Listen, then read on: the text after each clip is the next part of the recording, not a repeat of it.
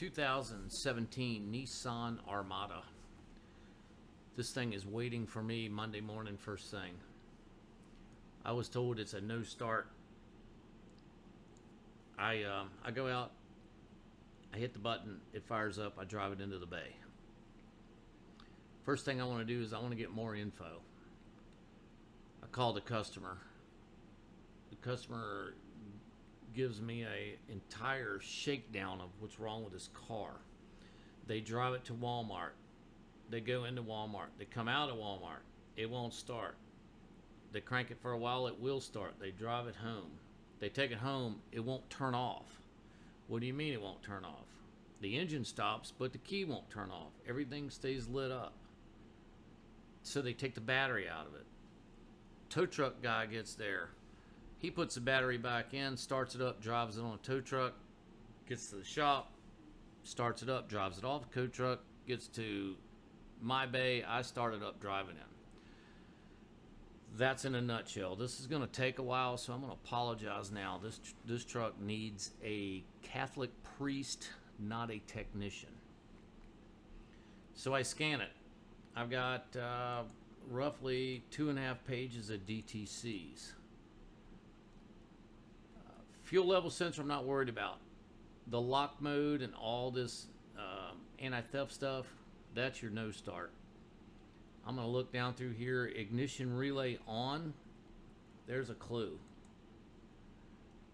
A lot of this ADAS stuff, driver intervention stuff, not really worried about for this particular problem. I get down here to IPDM and I get this ignition relay thing again. I let this vehicle idle in my bay for about 30 or 40 minutes because I want to get it hot. Then I turn it off and I let it heat soak.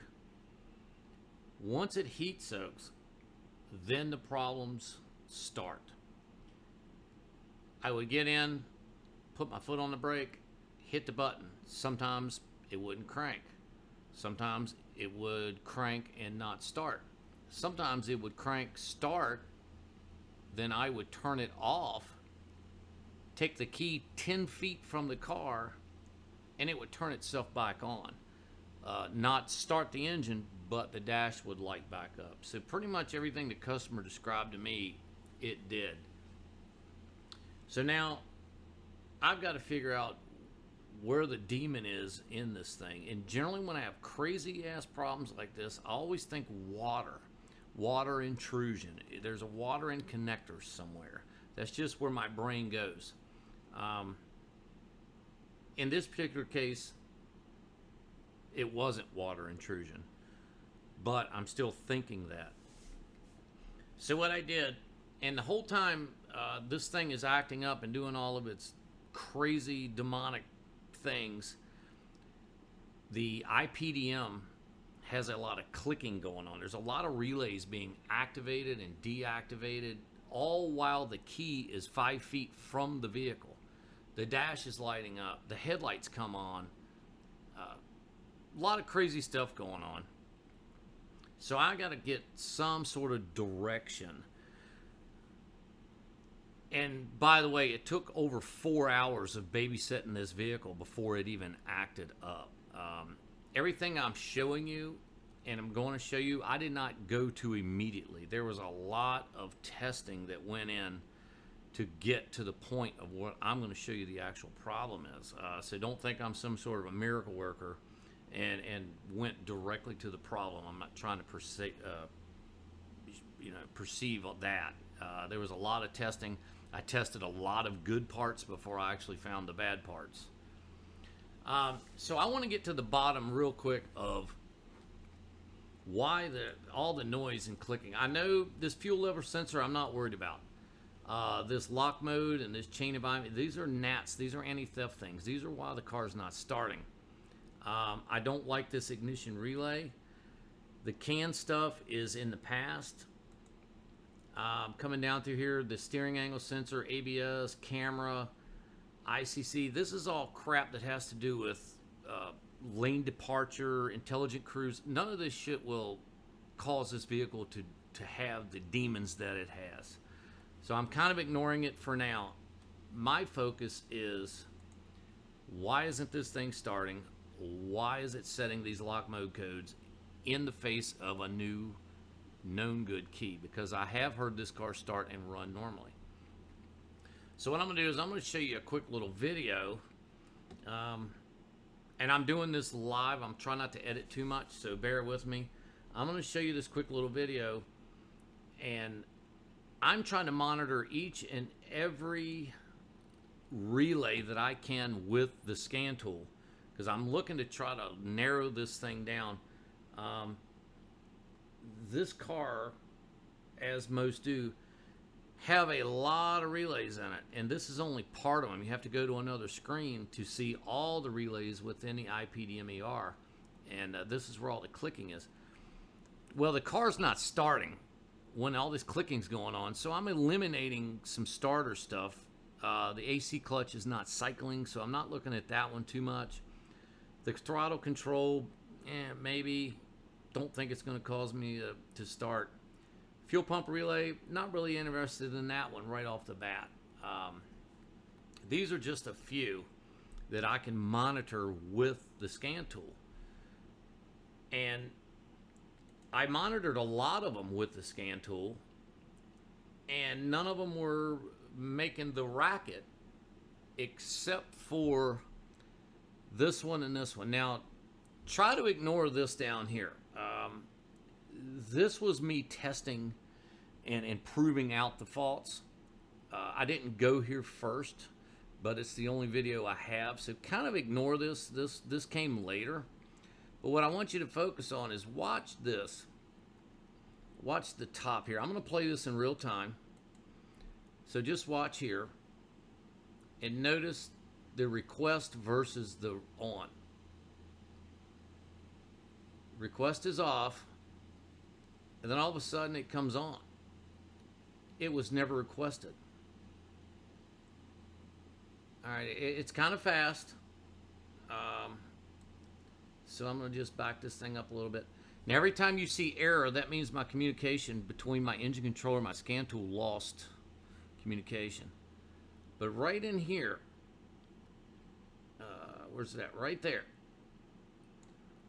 My ignition is on, meaning my computer is seeing ignition on. Now, trust me, guys, the key to this vehicle is on top of my toolbox. This vehicle is coming on by itself. So ignition's on, the ignition relay's on, and nothing is being requested. So the scan tool is giving me good direction. Now, after I saw this, that's when the scope came in. So now I'm going to show you what we've got here. Okay, so the green trace right here at the top, that is my request signal.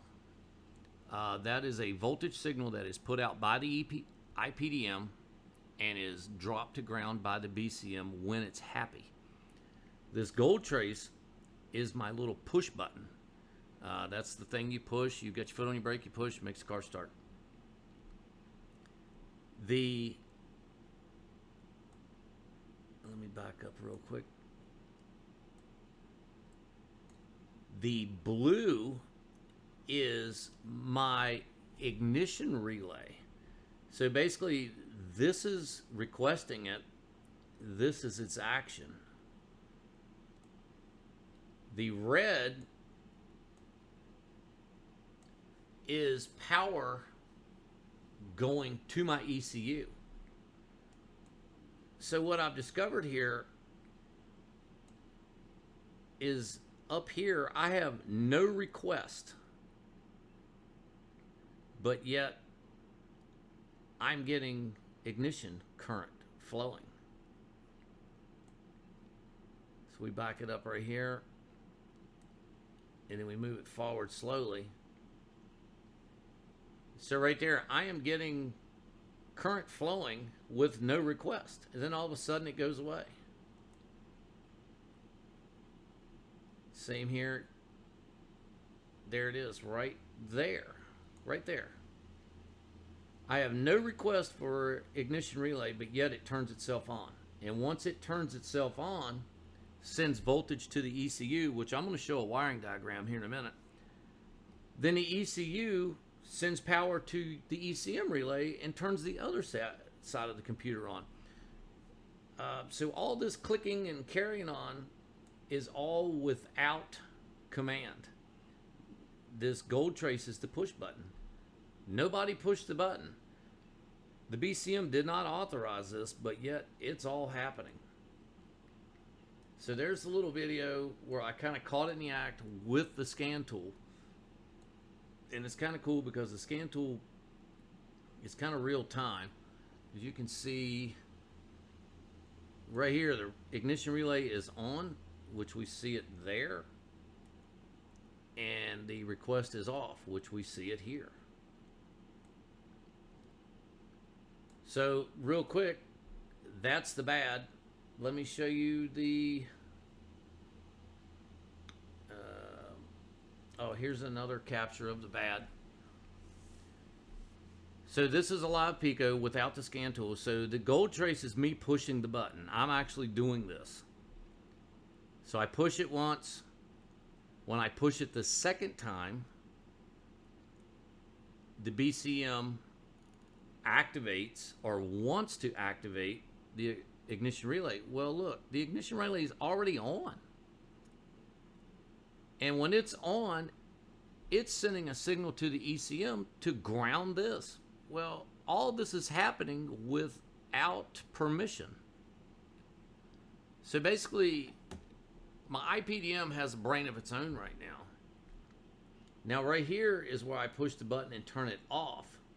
Well, it turns itself off for a second, and then it turns itself right back on. And I can tell you, the biggest clues are right here, guys. This, it can't hold itself to ground. These are all clues suggesting that this controller just does not have control.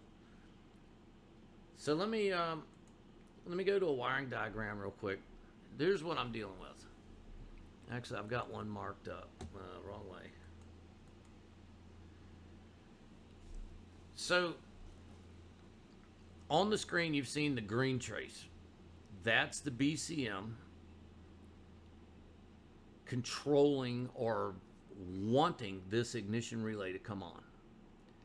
The gold trace is the push button. It's in another diagram. I just drew it in here. It just makes life a little easier. The blue trace is the ignition relay turning on. So basically, this guy's turning this dude on, and you can see standard relay operation. I got power coming in the top. It gets grounded by this guy here. Actually, no, it's solid ground. So the relay energizes, sends power here. Well, this power ends up over at the ECU. And then the ECU, in return, says, hey, somebody pushed the button. So I need to apply a ground here, which is my red trace, to close the contact here to put power to 145. It's very confusing, and it took me a while to get to this point because I'm hearing, I don't know, 10, 12 different relays clicking and clattering going on in here, because as these relays turn on, unexpectedly, they're turning on other relays within, you know, the fuel injector relays, the high pressure pump relays. Everything is just going nuts on this thing. So I was just able to narrow it down using a little bit of scan data, using, you know, obviously the scope. It's nice with the scope to see everything at the same time in real time. If you had a voltmeter and had to check each one of these signals one at a time, I could see it being a little tough. So here's what it should look like after I fix the car. I put a new IPDM in this thing, and that's what fixed it. So the gold here that I'm moving, you can see I pushed the button. So when I push the button, The BCM says, hey, this guy wants the ignition turned on. So it drops this to ground.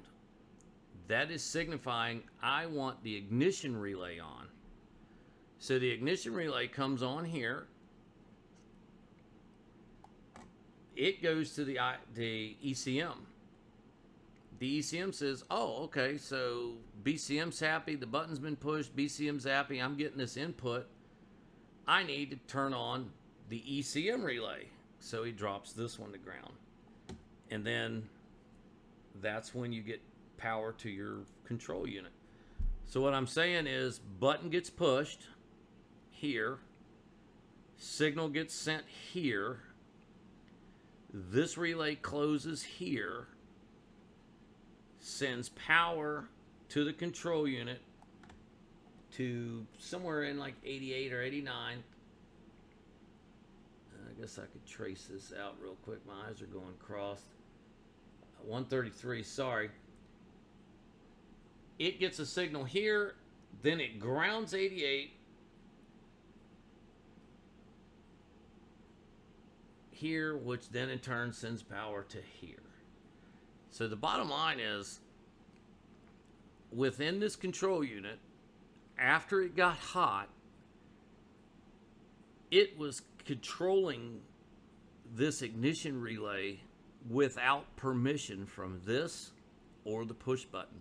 It was click, click, click, click, click, click, click, on and off, on and off, on and off, which inadvertently was sending power to the controller. And that's where this code, let me get back to that. Ignition relay code, or ignition relay on, that was a big clue.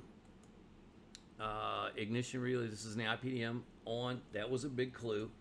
And this lock mode, now if you think about it, the way the Nissan anti-theft system works, this car is turning itself on and off. The NATS, or the immobilizer system, does not like that, because the only way the NAT system looks for a key is if you physically push the button. You have to push the button before the BCM looks for the key, IDs it as the correct key, and all the signals are sent to start the vehicle. Well, this car was turning itself on without pushing the button, so it never ID'd the key. And after it did it 4 or 5 times, it goes into lock mode, and no matter what, it's not going to start. So that's where it became interesting. The freeze frame data was kind of cool because it was engine speed 0. The coolant temp was 113. It's like it had cooled off some. It had been setting for a little while because the fuel pressure had bled down. The intake air temp, so it was probably somebody drove it somewhere. Underhood temp was still pretty warm. The battery voltage was 12 so that tells me it wasn't running. As far as the fuel level sensor code, that never came back. I put an IPDM in this thing, cleared everything out, drove it. I hot soaked it about 4 times. It never had the issue again. I almost didn't even post this video because it's such a lot to explain. And like I said, I just automatically did not arrive at this conclusion. I tested this thing and tested this thing. I did a lot of testing at the controller. I looked at connectors for water intrusion, because anything I get crazy like this, even occasionally the wipers would turn on, and I was eating lunch and the car was directly in front of me and the headlights came on just out of the blue. The key was sitting in front of me, 12 feet from the vehicle. The headlights come on, the wipers came on, the hazard lights flashed. This thing really had a demon.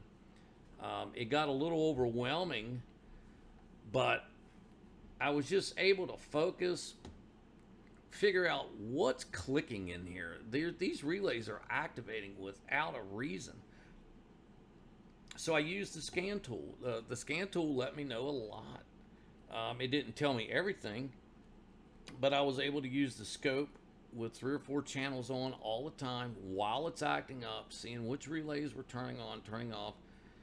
And I was able to just kind of systematically figure a plan, ultimately come to a decision that the ECM was staying on because the ignition relay was telling it to stay on. The ignition relay had no business being on because it was not told to be on. So my problem was somewhere within this little CPU, which is all internal to the IPDM. I was able to put an IPDM in this thing, heat cycle it a bunch. It never acted up again, so I shipped it. It's a lot for me to sit here in front of a screen talking to you today when I worked on this car 2 days ago to try to describe each and every step I did. I bet I got 10 captures from this car and they were all good. I basically showed you guys, you know, the bad capture and the good capture. That's just the way it goes. But don't think for an instant I walked directly up to this car, knew exactly what was wrong with it, put my leads in the exact same spot, the perfect spot, and was able to fix it. It just didn't work that way. This car definitely worked on me a little bit. I came home from work on Monday evening and I was a little bit distraught. My brain was fried. I had gone over this wiring diagram 100 times in my head. I brought my laptop home, looked at wiring diagrams all of Monday so I could go to work Tuesday with a fresh set of ideas and a strategy. Eventually got it narrowed down, was able to get the car fixed, and put together somewhat of a YouTube video for it.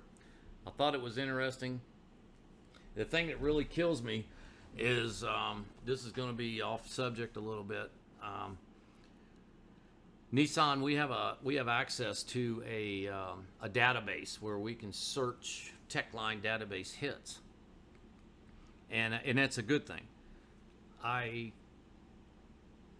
searched database hits, and there was a lot of hits for this style vehicle, and the end result was replace IPDM. At no point did any technician nor did any Techline guy offer a reason why. I can't stand that. I need to know why. Now, there's some techs out there that would say, okay, well, Techline said put an IPDM in it. You put an IPDM in it, the car's fixed. And they never know why. That just boils my blood. I want to know why. This channel is to answer the question why. And I can assure you this IPDM was replaced because of this ignition relay getting turned on when it was not supposed to. Yes, replacing the IPDM fixed it, and that's the reason why. So I'm not going to stand on my soapbox much more. Thank you guys for putting up with this crazy little diag. It was a lot to do in a short amount of time, and I kind of did it live. I'm really not going to edit anything. So again, thanks for the subscribers. The channel's growing. I appreciate all the comments, and I'm going to just keep moving forward like I'm moving forward. I haven't really had any negative feedback, so I'm assuming all is good. So we're just going to keep doing what we're doing, and I've got a lot more stuff coming. You guys have a good one.